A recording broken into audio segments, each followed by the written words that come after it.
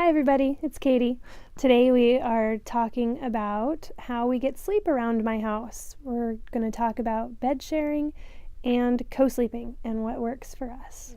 There's a few options that for sleeping for baby. Baby can sleep in the crib, baby can sleep in a co-sleeper in your room attached to the bed or maybe in the corner, or baby can sleep in the bed with you. We have done a little bit of everything with our oldest. With our youngest, we have had a few potential issues as far as sleeping is concerned. She doesn't like the swaddle. Now I know some of you might be thinking, oh no, she really does like the swaddle. No, she really doesn't like the swaddle. So after trying and working with her on the swaddle, it doesn't work. So we have decided for our family to bed share. Now, bed sharing and co-sleeping sometimes get thrown around to mean the same thing. They do not. Bed sharing is when your baby sleeps in the bed with you, next to you. Co-sleeping is usually meaning when they sleep next to the bed in a small crib or a little bassinet that's right up against the crib or in the room somewhere. So with my oldest, we bed shared for a little while, and then we used a co-sleeper, and then around 4 months we moved her to her own room in a big crib. This one is breaking the mold and is still bed sharing at 3 months because she will flap her little self awake otherwise. So I wanted to talk to you guys a little bit today about how we do it and how we make it work for us and how we make it safe for us. Better yet, why don't you come on with me and I will show you. So here we are in bed, and I think I mentioned earlier we have a king size bed. So I just kind of wanted to give you a visual of what our evenings look like. This is the littlest, and she is just fresh up from a nap. So when we go to bed, usually we will start with her on the other side, but that's okay. And as a side mention, she is on her back right now. Sometimes she sleeps on her side, and she's done that since we brought her home from the hospital. Her pediatrician said that sometimes some babies just do that. So she's on her back now, sometimes she's on her side, but this is the position for when we bed share. So I have my body kind of wrapped around hers, and she's either on her back right here, or she is very interested in this camera. She's on her side. We'll put her back on her back.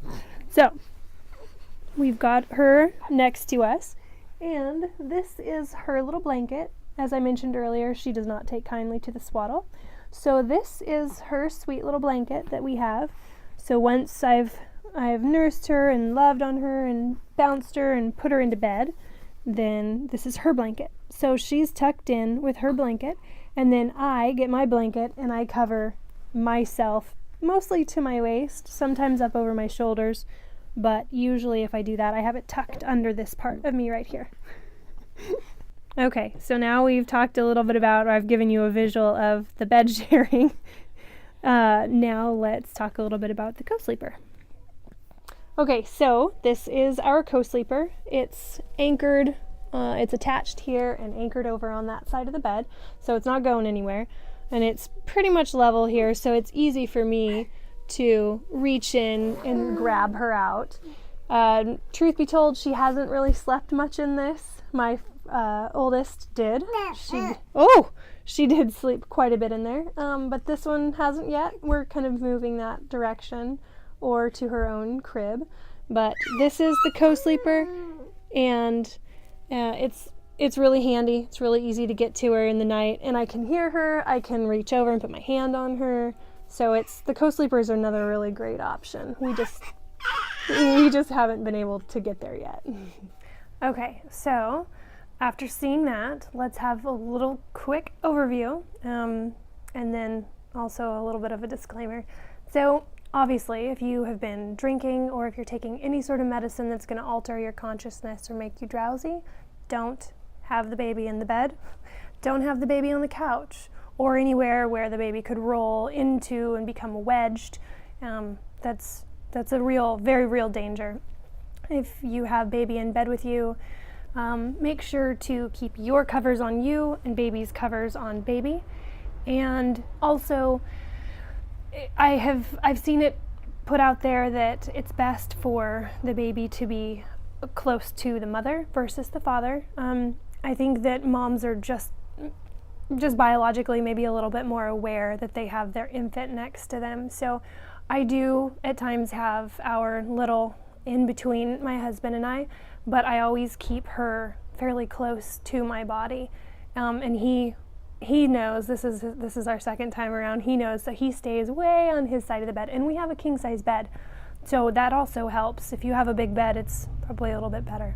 If you have a super, super squishy mattress or a water bed, don't bed share. So those are some of the overviews. And another thing too is once baby falls asleep in bed with you, you can always move baby over to the co-sleeper. There's all kinds of different scenarios that can make it work, but just be smart and don't do things that, because there are inherent dangers with bed sharing and you just have to be aware of them. So as my disclaimer, I do have to say, if you're not careful, it can be dangerous. And this is something that I gave a lot of thought to, and I prayed about it also because I want to be safe, but I also need some sleep. Otherwise, mom's not happy, nobody's happy. So I needed to get some sleep, and this is what works well for us. And our little sleeps very well at night. Thank you, Jesus. She sleeps very well at night, and so we will eventually move her into her own area, probably once she outgrows her flap. I get smacked in the nose sometimes. But anyway, if you're considering doing bed sharing, I would urge you to do the research, get online, look into bed sharing, figure out what feels right for you. Bed sharing, co-sleeping. I think I hear my little. Anyway, thank you very much for watching. Hope you guys have a great day. If you like our videos, please click like, subscribe, follow us. Take care, and we'll see you next time. Goodbye.